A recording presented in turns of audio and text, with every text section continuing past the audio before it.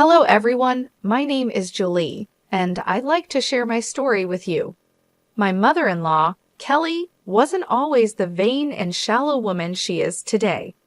This transformation in her personality happened later in life, or at least that's what my husband, James, believes. Growing up, James and Kelly lived a modest life. They didn't have much, but they made do with what they had. When James was just 5 years old, his father passed away, leaving Kelly to take on the role of the family's breadwinner. She worked hard to provide for them, and they led a simple yet content life until James graduated from college and landed a great job. James is an extraordinary man, kind, intelligent, and humble. He earned a full scholarship to medical school and went on to become a doctor. Despite all his success, James has never let it get to his head. However, things began to change for Kelly as she started seeking a more luxurious lifestyle. I should mention that I don't have a job, and there are personal reasons for that, which I'll discuss later. But just because I'm not employed doesn't mean I'm poor or dependent on others. Unfortunately, when Kelly and I first met, she misjudged me. Perhaps it was the way I dressed or carried myself, but something about me seemed to rub her the wrong way. On our first meeting, Kelly turned to James and said, "Is this the girl you've been talking about? She's so plain and average. Why would you choose someone like her? Does she even have a job?" My name is Julie, and yes, I don't have a job, but that doesn't define my worth. Kelly, however, quickly labeled me as a gold digger and a parasite, assuming I was only with James for his money. She made harsh and unfounded judgments about my character. James stood by me and defended me, but the argument with Kelly quickly escalated, forcing us to leave. On the drive home, James apologized for his mother's behavior, admitting that she had crossed a line. He tried to comfort me, saying his mom wasn't the same person she used to be and asking me not to take her words to heart. Despite his reassurance, I couldn't shake the feeling that being around Kelly would be difficult. After all, she's the only parent James has left. I decided to step back and give Kelly some space. Cutting her off completely isn't an option, especially since we don't have much extended family. But I knew that finding a way to coexist with her would be a challenge I had to face. "I won't force you to be friends with her," James said, "but can you at least try to be civil when you're around her?" "I can be respectful towards your mom, James, but I doubt she'll do the same for me," I replied, feeling a mix of frustration and concern. "Don't worry, Julie," he reassured me. "I'll make sure she doesn't cross the line. If things get out of hand, we can talk about reducing contact. I love my mom, but I love you too, and I won't let her harass you for no reason." Despite James's assurances, I still felt uneasy about my relationship with Kelly. Even though James promised to stand up for me, I couldn't shake the feeling that things wouldn't be so simple. James and I got married 2 years after we started dating. Due to financial constraints, we opted for a small court wedding. At the time, James was sending a significant amount of money to Kelly every month, claiming it was for emergencies. Even after our marriage, he continued to send her money, which strained our finances. I didn't object because I believed he had the right to support his mom, but it wasn't long before Kelly became a real problem in our lives. She often spoke ill of me, gossiping with her friends and spreading rumors that I was a gold digger. At first, I tried to ignore it, but as the rumors began to affect my reputation, it became harder to brush off. Despite James's efforts to defend me, Kelly never treated me kindly. She seemed convinced that I wasn't good enough for her son. Then, one day, James came to me with surprising news. "My mom wants to invite you to a small party she's hosting," he said. I was immediately skeptical. "Why would she invite me when she clearly dislikes me?" I asked, not hiding my doubts.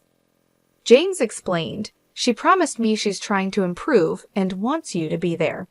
I know it seems odd, especially with her recent financial struggles, but she assured me she managed somehow." Despite my concerns, I agreed to attend the party.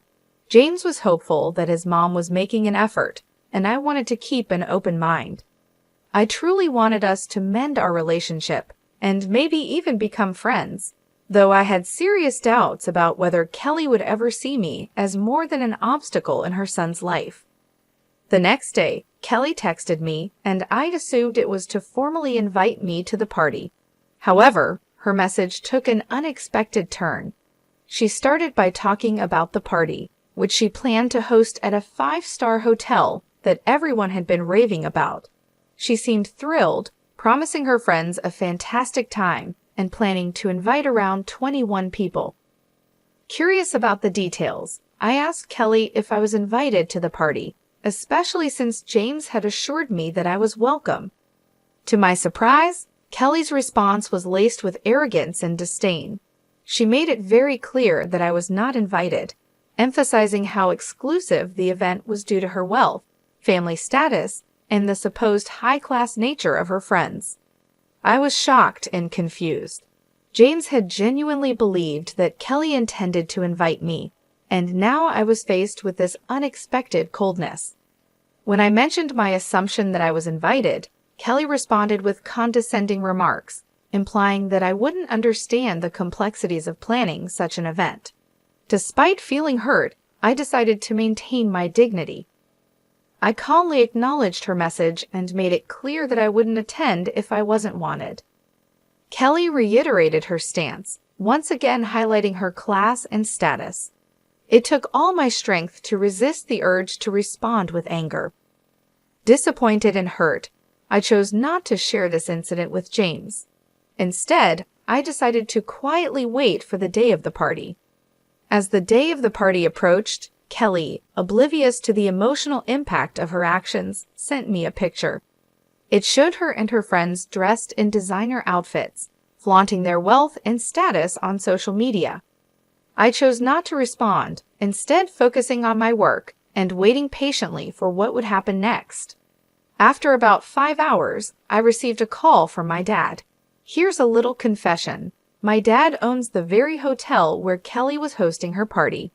Unbeknownst to Kelly, 5 years ago, I inherited a substantial amount of money from my grandfather, which I wisely invested in my dad's business.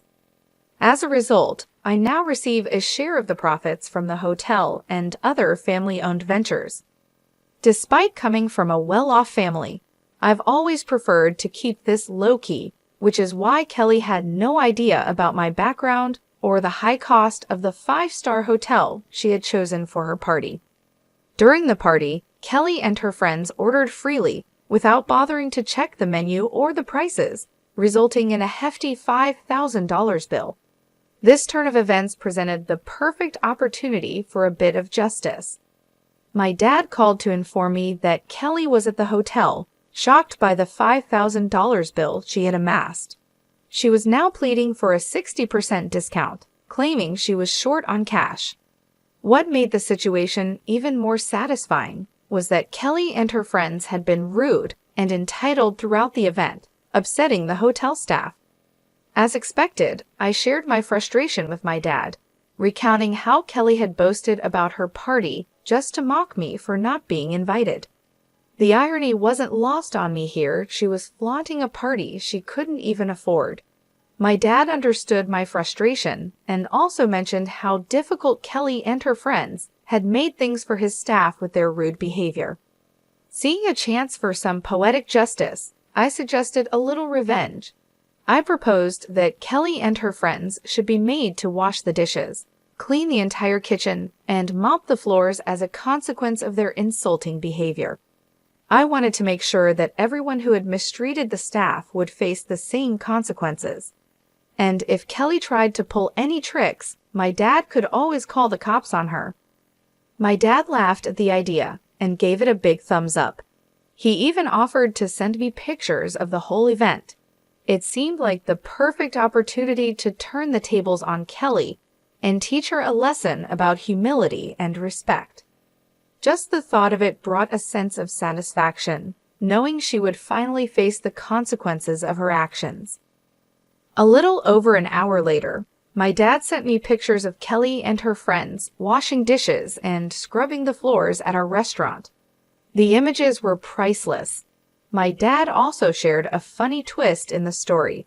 When Kelly spotted him at the restaurant, she looked relieved, thinking she was about to be rescued. She confidently told him that she knew the owner and they would be able to get out of the situation. But to her shock, my dad instructed her to start cleaning the restaurant. Kelly was stunned and tried to protest, but my dad quickly reminded her that since she didn't consider me family, he didn't consider her family either. It was a hilarious turn of events, and while I wish I could have been there to see it in person, the pictures were more than enough to make my day. A little while later, James came home looking visibly upset. I could tell that Kelly had already contacted him and likely twisted the story to suit her narrative. As he approached me, he immediately questioned what he had heard something about my dad making his mom wash dishes at the restaurant. I calmly explained the situation to James, letting him know that what happened was standard practice for us in such scenarios. Kelly had gone to our family's restaurant, racked up a $5,000 bill, and then claimed she only had $2,500 to pay. On top of that, she had harassed the staff, and her entire party had been a nightmare to deal with. Given the circumstances, I believed the consequences were more than fair. James seemed surprised by this and asked who Kelly had taken with her and what they had ordered. I informed him that she had taken 21 people and they had ordered a lot, especially the most expensive items on the menu. He expressed disbelief, saying that Kelly had told him she was only taking 5 people and had even invited me, but I had declined. I quickly clarified that things hadn't happened that way at all and showed him the text messages Kelly had sent me. James, wanting to fully understand the situation, asked to see the bills and the texts. I handed him my phone so he could read through everything, and my dad also sent him copies of the bills. To further illustrate what had gone on, I showed him pictures of the extravagant party Kelly had thrown. As James looked through the evidence, his anger grew. He immediately called Kelly to confront her, asking why she hadn't told him the full story. Kelly tried to downplay the situation, claiming she had only mentioned being short on cash and accused me of twisting the story to sabotage her. James wasn't having any of it.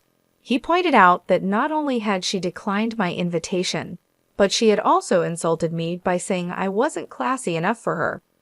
Kelly attempted to brush it off as a harmless joke, but James wasn't buying it. He pressed her on why she would spend thousands of dollars on a lavish party with friends while simultaneously disrespecting his wife. Kelly was left stumbling over her words, trying to justify her actions, but James made it clear that he was disappointed and shocked by her behavior. He couldn't believe she had spent $5,000 on food and drinks while treating me with such disdain. "I made a mistake by giving you money whenever you asked for it, Mom," James said firmly. "But guess what? I'm not giving you any more money ever again." Kelly, taken aback, responded, "But James, you've been so supportive for so long. You can't just stop now. It was a one-time mistake. Why are you overreacting?"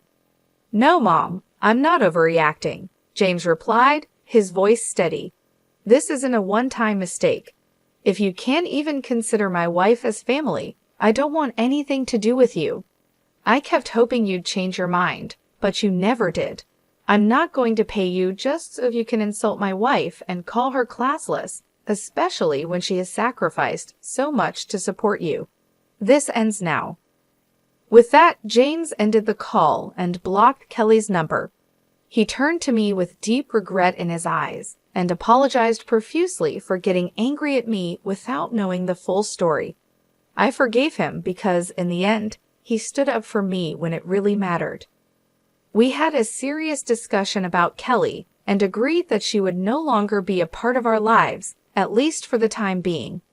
Although James is now a wealthy man, he understands the importance of staying humble. He found Kelly's behavior completely unacceptable, especially since it was directed towards me. I wholeheartedly agreed it was unfair, and I was ready to remove her from our lives for good. In the days that followed, Kelly's desperation grew. She realized that her own actions might have permanently damaged her relationship with her son, sending her into a state of panic. She started showing up at our house, demanding to speak with James. Each time she was turned away at the door, her demands turned into pleas and eventually into outright begging. Despite having a job, Kelly's income wasn't enough to support the high-end lifestyle she had become accustomed to over the years. Now, with James cutting her off financially, she found herself struggling. Meanwhile, instead of continuing to support Kelly, James chose to invest some of his funds into my dad's business, helping him open new hotels and restaurants in the neighborhood. Kelly was left to face the consequences of her actions, realizing too late that her behavior had cost her more than just money, it had cost her the relationship with her son. We do have plans to expand our hotel business into bigger cities, but we'll have to take things one step at a time and see what the future holds. There's a lot to consider when making such a big move, and we want to make sure everything is done right.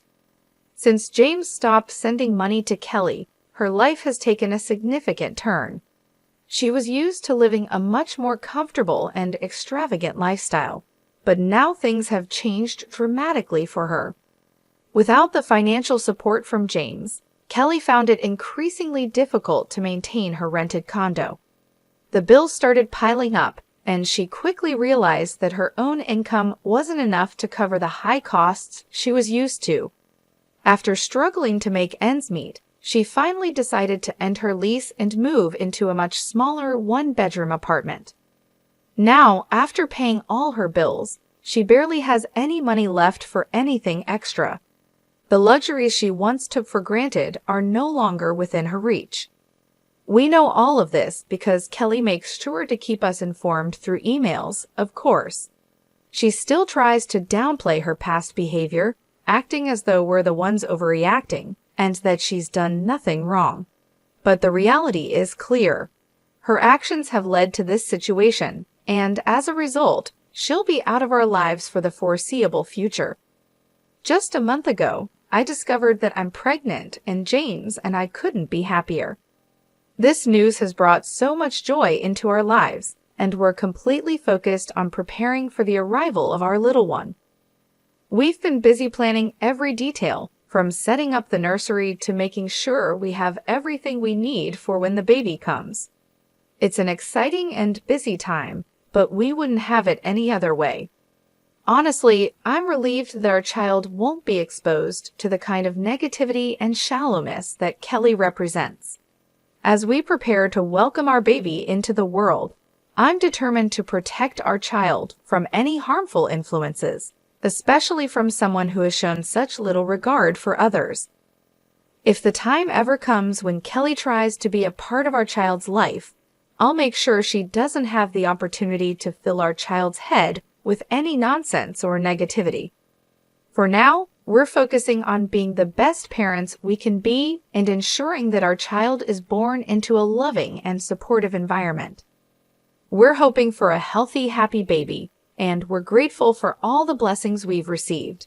As we embark on this new chapter in our lives, we kindly ask for your well wishes and support as we prepare to welcome our little one into the world.